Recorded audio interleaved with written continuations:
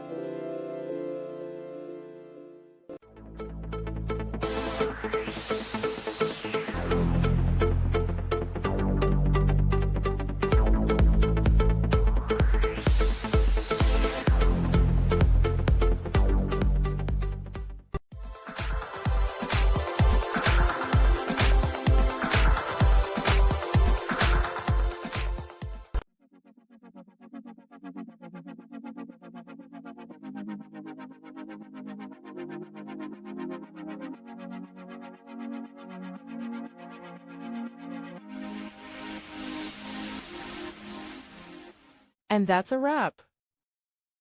I hope you found the answer you were looking for. If you did, take a second to hit that subscribe button. It really helps out. And let me know in the comments which solution worked best for you. See you next time in the debug zone.